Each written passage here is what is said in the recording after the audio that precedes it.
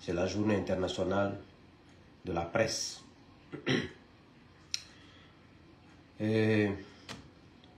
Cette vidéo m'a été inspirée quand j'ai écouté hier le discours du ministre de l'information et de la communication, M. Fana Souma.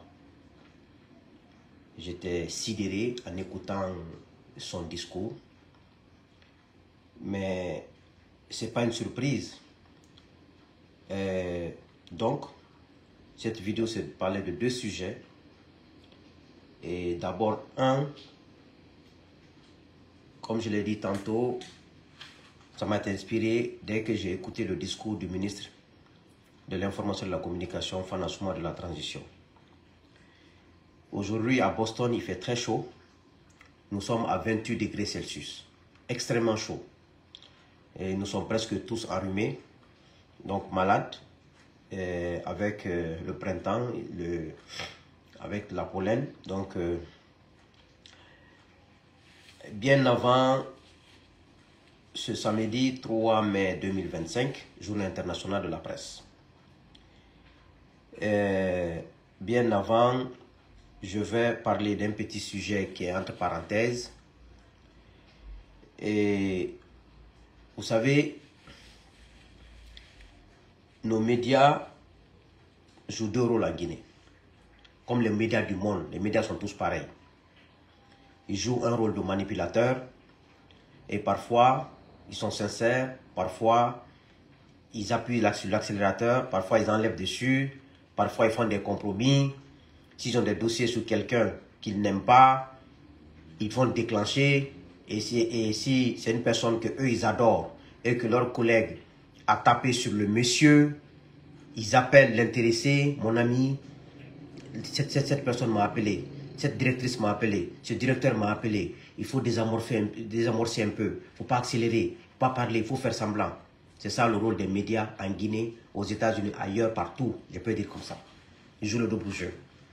Donc si tu es fou, il faut mettre ta confiance aux journalistes et aux médias, tu verras. Il y a des hommes honnêtes entre eux, hein. Honnêtes, sincères, intègres et patriotes, mais très rares. Mais jouent le double jeu. J'ai vu dans un site guinéen où ils disent que la Guinée figure parmi les 9 pays africains appelés à enregistrer une croissance économique supérieure à 6% en 2025 et 2026. Selon les dernières prévisions du Fonds monétaire international, aux côtés du Rwanda, l'Ouganda, la Zambie, l'Éthiopie, le Niger, la Côte d'Ivoire, le Bénin, la Tanzanie. Elle intègre le groupe des économies les plus dynamiques du continent sur les 2 prochaines années. Pourquoi je vous ai dit au départ que les médias, ils jouent le double standard en manipulant selon leur intérêt, en essayant de jouer aux médias intègres quand ça les arrange, en essayant de jouer, de tirer la ficelle. Le titre qu'ils ont mis là, c'est pour manipuler. Parce que cette histoire de croissance dont on parle pour la Guinée, en général, en Afrique, les croissances ne profitent jamais aux populations, en général en Afrique. Pourquoi?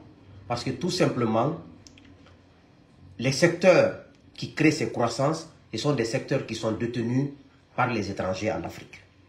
C'est pour cela que les populations africaines, on dit tel pays a 7, 8%, 10%, vous allez trouver que la population croupit dans la pauvreté.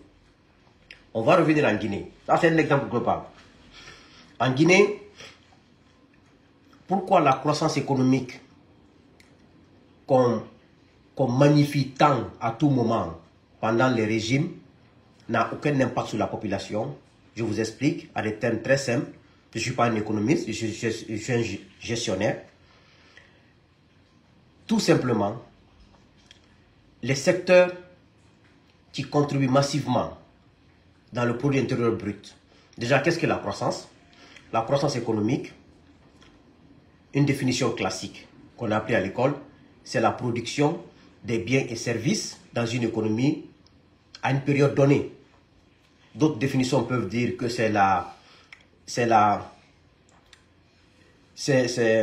ils appellent ça la production positive, durable des biens et services dans une économie à une période donnée. Ça, c'est notre définition encore de la croissance. Pourquoi la croissance en Guinée n'a aucun impact sur la population? Ceux qui sont au pouvoir, les politiques l'utilisent pour tromper les gens, pour amadouer l'esprit des populations. Tout simplement, les secteurs en Guinée qui produisent ces croissances, c'est ces deux secteurs. Les mines, les services, c'est-à-dire les banques et les assurances. Et ces deux secteurs qui investissent, c'est les étrangers qui investissent dans les banques en Guinée, les assurances en Guinée et les mines, ce sont les étrangers. Et quand on investit, ça veut dire que c'est du capital. Et la rémunération de ce capital, on appelle ça profit. Et on appelle souvent, donc, vous voyez que on parle de croissance économique, mais la population continue à croupir dans la pauvreté. La pauvreté ne diminue jamais. Parce que tout simplement, nos gouvernants ne sont pas honnêtes. Moi, en tant que gouvernant, ces croissances-là ne m'intéressent pas. Parce que c'est fait pour ceux qui ont investi, ces étrangers. Ils ont des bourses.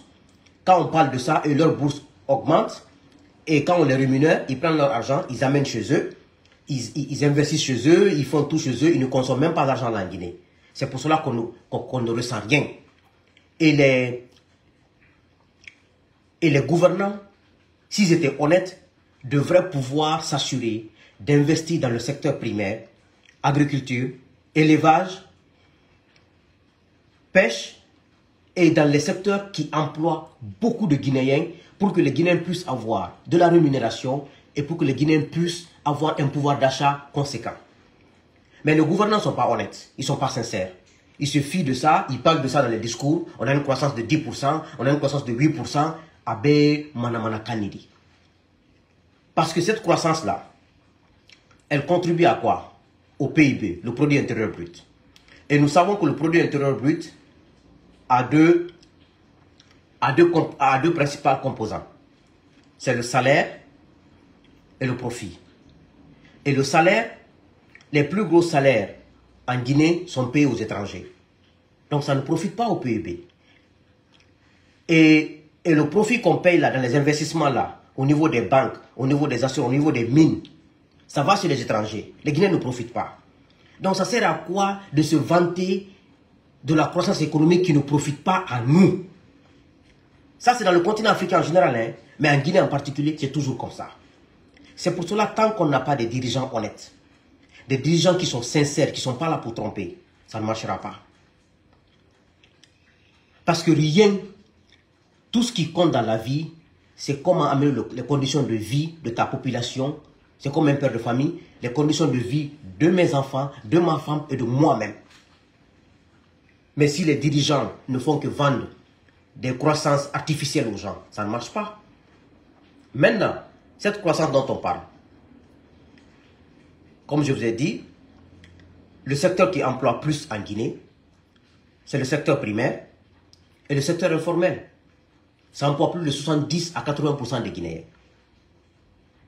Mais sa contribution au PIB, c'est juste à hauteur de 20% ou de 15% parfois. Maintenant, le secteur minier et le secteur bancaire et d'assurance, eux, ils contribuent à hauteur de 70% de notre PIB. Mais ils n'emploient pas beaucoup de Guinéens. C'est ça le paradoxe. Donc, il ne faut pas qu'on se vante de ça pour dire, plus souvent c'est en Afrique, c'est à l'échelle africaine. Donc, c'était une parenthèse. Ne vous fiez pas de ça. C'est juste des croissances économiques artificielles. Ça n'a aucun impact sur nous. Si on investit dans l'agriculture, dans la pêche, c'est là-bas les Guinéens travaillent. C'est là-bas les Guinéens vont avoir de l'emploi. Et c'est là-bas qu'on sentira qu'il y a une croissance. Donc, je vais passer au niveau de la presse. Ça, c'était juste une parenthèse. Donc, hier, j'ai écouté Fana Souma, le ministre de l'Information, son discours. Ça m'a fait rire. Je vais vous mettre, vous allez écouter, mais je ne vais pas mettre le truc parce que Facebook va me bloquer. Écoutez, hein, on va analyser ensemble, ok? On va analyser ensemble. Mesdames et messieurs, chers professionnels des médias, chers concitoyens, en ce 3 mai 2025, la Guinée se joint à la communauté internationale pour célébrer la Journée mondiale de la liberté de la presse. Cette journée, décrétée par les Nations Unies en 1993, vise chaque année à évaluer la liberté de la presse à travers le monde, à défendre l'indépendance des médias et à rendre hommage. On va s'arrêter là. Fanassou m'a dit qu'en 1993, les Nations Unies ont décrété le 3 mai comme journée internationale de la presse. Cette journée permet d'évaluer les progrès, les libertés de presse dans le secteur. Nous sommes aujourd'hui le 3 mai 2025 en Guinée. Quel est le résultat chez nous? On sait que sous la Première République, il n'y avait pas de presse privée. C'est la Deuxième République, sous Lansana Conté, la presse privée a été acceptée sous la pression de l'Union européenne et des bailleurs de fonds qui refusaient de financer des projets s'il n'y avait pas les radios privées et autres choses. Conté a finalement accepté. Lui, Fana, qui a vu ça, et Yacine Diallo, le président de la haute de communication, la HAC, eux qui ont vu l'évolution de cette presse, eux qui ont passé des carrières nobles dans cette fonction. Aujourd'hui, un groupe de militaires illettrés prennent les armes, viennent tuer des gens qui veulent faire la démocratie, l'état de droit et la justice. Ils sont en train de bâillonner cette même presse sous la complicité active de Fanassouma, de Yacine Diallo. Quel a été leur rôle? Quelle a été leur carrière? Ils ont fait une brillante carrière dans ce domaine. Moi, je pense que dans la vie, ce qui était important, même quand tu ne gagnes rien, et que ta contribution serve à la nation et sert tes enfants et tes petits-enfants. Aujourd'hui, regardez comment Fanassouma, il se réunit, il nie la réalité. Yacine Diallo ne fait que taper sur les médias, taper sur les journalistes. Avec ça, là où il est, il peut mourir à tout moment. Un vieux de 70 ans presque. C'est nous les jeunes, en principe, à cet âge-là, 40 ans, 45 ans, on devrait se comporter comme ça. Parce qu'on se dit, il faut qu'on survive. Mais un vieux qui peut mourir à tout moment. Les Fanassouma qui ont presque les 60 ans et quelques. Mais c'est une honte. C'est pour ça, hier, je disais dans une de mes vidéos que la vertu morale et la vertu intellectuelle doivent aller de pair. Quand ça n'existe pas, un être humain est voué à l'échec. Aujourd'hui, combien de médias, responsables de médias, ou combien de journalistes sont au chômage depuis 3 ans, 4 ans en Guinée, à cause de cette junte, parce qu'ils refusent, parce qu'ils ne sont pas sincères. Lorsqu'on est sincère, lorsqu'on est honnête, lorsqu'on est transparent, on n'a pas peur de la presse. Mais ces gens-là, comme ils ne sont pas transparents, ils ne sont pas honnêtes, ils ont peur des médias, ils ont peur de la presse. Ils préfèrent ceux qui ont accepté de collaborer avec eux dans le mal. Donc, on va continuer. Aux journalistes qui ont perdu leur vie dans l'exercice de leur profession. La journée est célébrée cette année sous le thème évocateur, informer dans un monde nouveau l'impact de l'intelligence artificielle sur la liberté de la presse et les médias.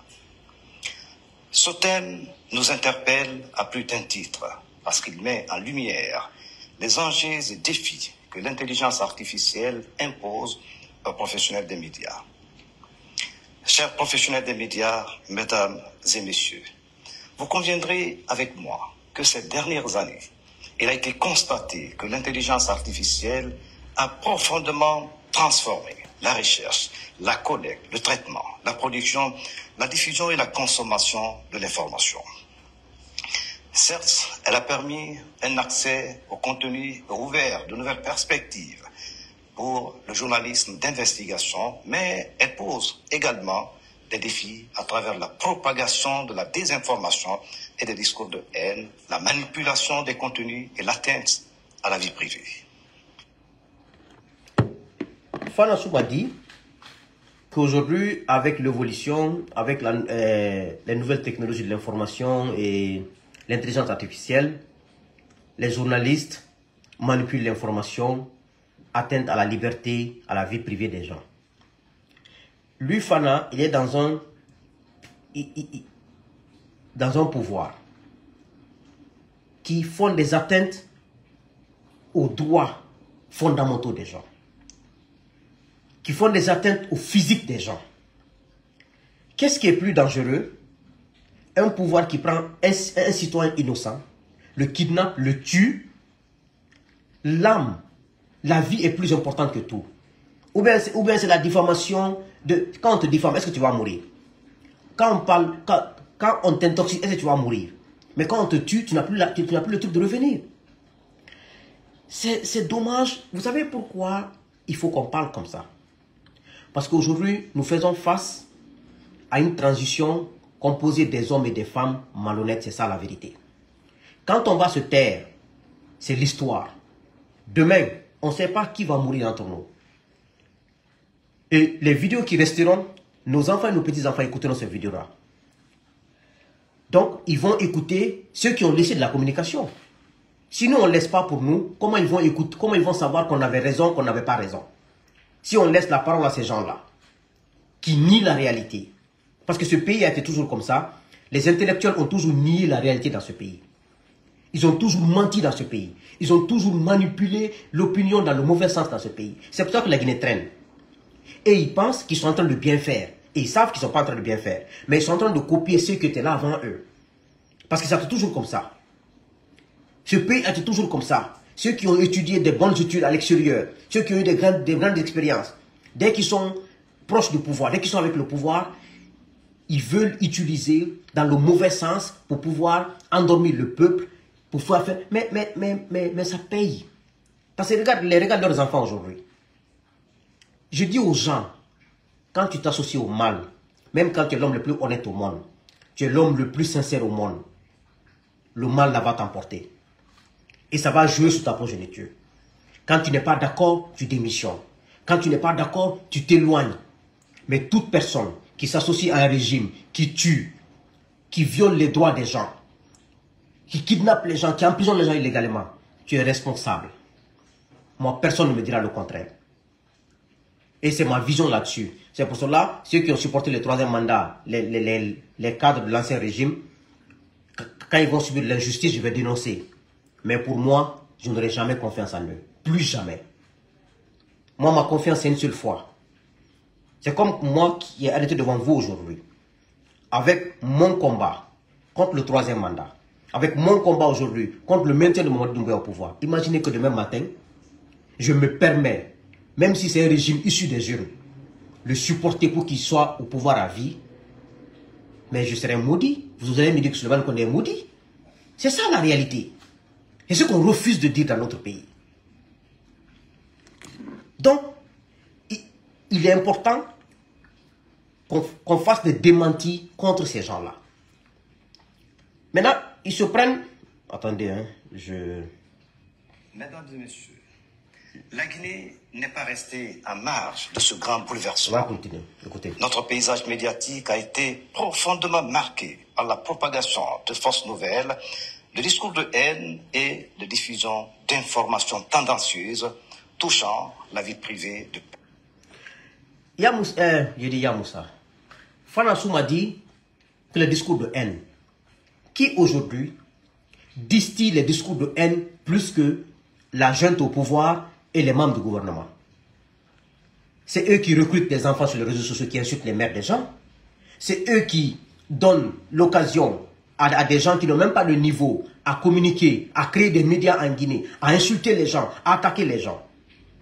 C'est eux aujourd'hui, des gérants de l'État, qui reçoivent des citoyens des autres pays qui sont à bas de l'échelle dans leur pays, qui n'ont pas de probité morale et qui font la dépravation, leur fonds de commerce. Ils reçoivent ces gens-là, ils prennent des photos avec fierté. Qui aujourd'hui rabaisse la Guinée à terre? Si ce n'est pas vous. Maintenant, moi j'ai une question à vous poser. Vous dites que vous ne faites pas de la politique. La distribution des t-shirts là, avec les photos des membres du gouvernement et du président de la transition, c'est de la politique. Ce que vous faites aujourd'hui, prendre l'argent public, corrompre la population inconsciente, corrompre les gens, corrompre les médias, corrompre les... Vous faites la politique, et la politique malsaine. Donc dites-moi, vos comportements sont meilleurs que les comportements des hommes politiques comme nous? Je suis désolé. Qui aujourd'hui, le vol des deniers publics, sous cette transition, pendant les 3 ans là, c'est du jamais vu en Guinée. Vous pouvez dire à quel opposant en Guinée que c'est un voleur? Non. Vous pouvez dire à quel opposant en Guinée qui n'a pas de morale? Non. Vous pouvez dire à quel opposant en Guinée qu'il ment? Non. Ou plutôt c'est vous qui incarnez tous ces mots. Personnalités publiques et des citoyens lambda. Les réseaux sociaux qui devraient servir de moteur pour l'accès à l'information sont malheureusement utilisés pour propager. Il dit que les réseaux sociaux devaient être utilisés pour l'accès à l'information, ils sont utilisés pour les propagandes. Et la RTG, notre radio-télévision nationale, est-ce qu'il y a plus un média aussi mauvais? Un média qui instrumentalise, qui trompe, un média qui ment, comme les journalistes de la RTG et les techniciens de la RTG et la RTG. Est-ce qu'il y a un média qui trompe, qui ment, qui triche? Mettez des cœurs, ils ont commencé à signaler. Hein. Parce qu'ils sont malades. C'est-à-dire, ils n'aiment pas la vérité. Ils n'aiment pas qu'on communique. Parce que pour eux, nos communications... Non, on n'invente rien. Moi, ce que je dis là, je n'invente pas. Je n'écris pas. Parce que ce que je dis, c'est dans mon cœur. Parce que quand tu mens, tu cherches les mots. Quand tu mens, tu cherches les choses. Nous, on ne ment pas. C'est pour ça que c'est facile pour nous de communiquer. Est-ce que la RTG n'est pas une honte pour la Guinée et pour nous les Guinéens? Avec les messages qui passent là-bas. Avec les manipulations qui se passent là-bas. Au plus tôt même, c'est les réseaux sociaux. Aujourd'hui, moi, je suis aux États-Unis depuis maintenant, août, j'aurai 15 ans aux États-Unis. Grâce aux réseaux sociaux, on a des informations qu'on distille aux Guinéens. Que les Guinéens comprennent à partir de nous que vous mentez. Les Guinéens comprennent qu'à partir de nous, que Doumbouya est un voleur. Que Amara est un voleur. Que Doumbouya est un assassin. Amara est un assassin. Que Bala Samoura et Idi Amin sont des voleurs et des assassins. Que Djiba est un voleur et un assassin. Que Baouri est un voleur et un assassin. Que Ousmane Gawal est un voleur et un assassin. Grâce aux réseaux sociaux, les gens ont la vraie information. Grâce aux réseaux sociaux, quand tu mens, on te remet à ta place. Et grâce aux réseaux sociaux, quand tu dis la vérité, les gens diront oui, c'est la vérité. Parce que les gens, les populations lambda ont la capacité de répondre, de dire oui, on est d'accord, non, on n'est pas d'accord. Si on reste avec les trucs médias d'État, on était foutu. Grâce aux réseaux sociaux aujourd'hui, on sait que tout ce que vous faites aujourd'hui, ce sont les projets de l'ex-président Alpha Condé qu'il avait conçus et cherché les fonds gardés après avoir obtenu le 3e mandat, je vais les exécuter. Grâce aux réseaux sociaux. Grâce aux réseaux sociaux, on sait que vous volez l'argent de la Guinée, vous amenez dans les trucs. Grâce aux réseaux sociaux, on sait que vous êtes malhonnête. Voici Fanasouma. Voici la réalité. J'ai des informations erronées sur des aspects politiques, économiques, socioculturels et sportifs de la Guinée. Mesdames et messieurs, chers concitoyens, pour lutter contre... Et puis regardez Fanasouma. Fanasouma me déçoit. C'est pour ça que Begré qui gère le camp Koundara, la RTG Boulbinet 2, en 2009, Begré l'a giflé là-bas. Nous tous, on n'était pas contents. Tout le monde a truqué Begré non. Voici. Dieu ne fait rien pour rien. Hein. Ne vous apitoyez jamais sur le sort de quelqu'un. Quand il a un sort, peut-être que vous ne savez pas pourquoi il le mérite, mais dans 2 années, si on a longue vie, ça, vous allez le savoir. Regarde-moi ça que... Non. Ce qu'il raconte. Lui-même, il sait ce qu'il dit en train de mentir. Moi, je n'ai pas contre-vérité, hein, c'est mensonge. Contre-vérité, là, c'est dans les trucs là-bas, dans les tribunaux. Moi, je ne suis pas au tribunal. Contre ce phénomène, le ministère de l'Information et de la Communication a organisé plusieurs sessions de formation et journées d'échange à l'intention des hommes et femmes des médias. Les thématiques comme l'éducation aux médias et à l'information, la lutte contre la désinformation et les discours de haine, la promotion d'un journalisme respectueux. Discours de haine. Combien de discours de haine tiennent les ministres de Doumbouya envers les hommes politiques? Combien de discours de désinformation et de diffamation que les ministres de Doumbouya tiennent envers les hommes politiques en Guinée, envers les hommes de la société civile? Ou bien vous pensez que, comme vous avez la force aujourd'hui, vous avez l'arme avec vous aujourd'hui, c'est votre voix qui compte. Quand ce que vous dites, on doit accepter ça. Mais, il y avait des gens avant-hier au pouvoir, ils n'étaient plus là-bas, ça c'est les Conté. Il y avait des gens hier au pouvoir, ça c'est les Dadis, les Sekouba et les Alpha Condé.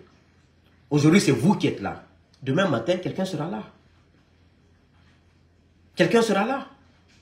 On n'acceptera jamais que vous falsifiez notre histoire. On n'acceptera jamais qu'on se taise et qu'on vous laisse la parole. Non. Grâce aux réseaux sociaux, on a aussi nos opinions. Comme vous avez fermé le pays parce que vous avez les armes, demain matin, quelqu'un aura des armes en Guinée. C'est comme ça la vie, hein. Il n'y a pas de secret. Dans l'éthique et la déontologie et la responsabilité sociétale du journaliste. Il parle de l'éthique et de la déontologie. Si Fana Souma avait de l'éthique et de la déontologie, il ne pourra même pas faire ce discours-là. Il n'allait pas se permettre de le faire. S'il avait l'éthique et la déontologie, il allait dire à la junte, je préfère rester directeur de la RT, je ne veux pas être ministre, parce qu'il sait que la junte est en train de museler la presse pour qu'elle s'éternise au pouvoir. Donc, lui il ne peut pas parler de l'éthique déontologique parce qu'il n'en a pas. Il n'en a pas du tout. Ont été largement débattus. Mesdames et messieurs, la Journée mondiale de la liberté de la presse 2025 est célébrée à un moment où notre pays amorce deux tournants décisifs de son histoire, à savoir, 1.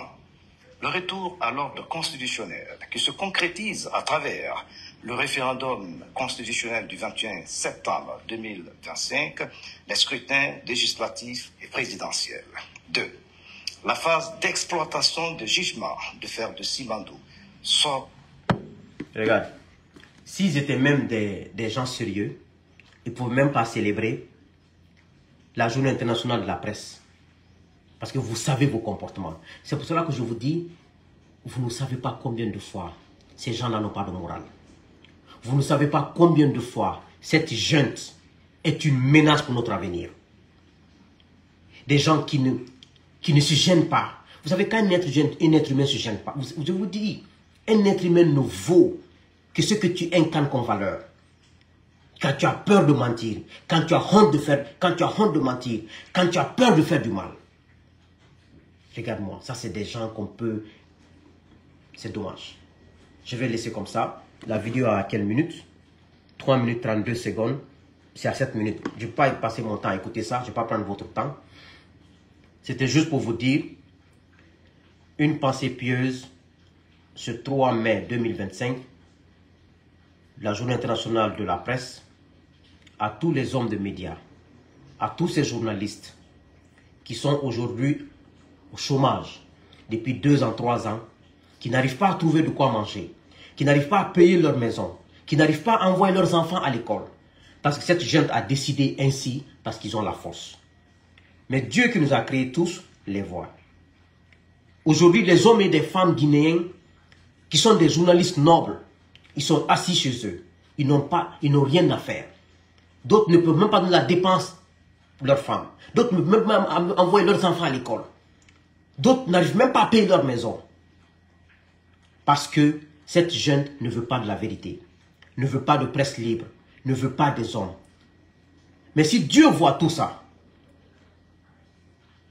et que Dieu rende justice à ces Guinéens nobles, à ces Guinéens innocents, qui n'ont rien demandé, se lever le matin, aller travailler, rentrer chez eux, être payés à la fin du mois pour subvenir à leurs besoins. J'ai une pensée pieuse envers vous et à tous les Guinéens qui étaient liés aux médias et à la presse, de près ou de loin, dont le travail a été arrêter parce que ces gens-là veulent que ça s'arrête. Que Dieu vous aide. Que Dieu vous réconforte. Mais le combat pour la démocratie, pour l'état de droit, pour la justice, pour tous les citoyens sans exception, ne doit pas s'arrêter. On doit continuer. Chacun a sa capacité de faire ce qu'il veut, ce qu'il peut. Chacun a sa capacité d'aider comme il peut aider. Et une pensée pieuse à tous ces grands journalistes qui se battent matin, midi, soir pour établir la vérité, la justice et l'état de droit. Qui sont des journalistes qui sont en exil. Des journalistes aujourd'hui sont en exil par ces gens-là. Il y a des journalistes qui sont kidnappés, tués par cette junte. Et franchement, nous parle de la liberté de la presse et nous parle de l'évolution et nous parle du progrès. Quelle honte! Quelle honte! Que Dieu vous bénisse, que Dieu bénisse la Guinée et que Dieu nous aide. Mais par la grâce de Dieu, par nos efforts, nous allons triompher. Le mal ne triomphe jamais sur le mensonge. Le mal ne triomphe jamais sur la malhonnêteté. Le mal ne triomphe jamais. C'est la vérité qui triomphe, l'honnêteté qui triomphe et c'est le bien qui triomphe. Je vous remercie.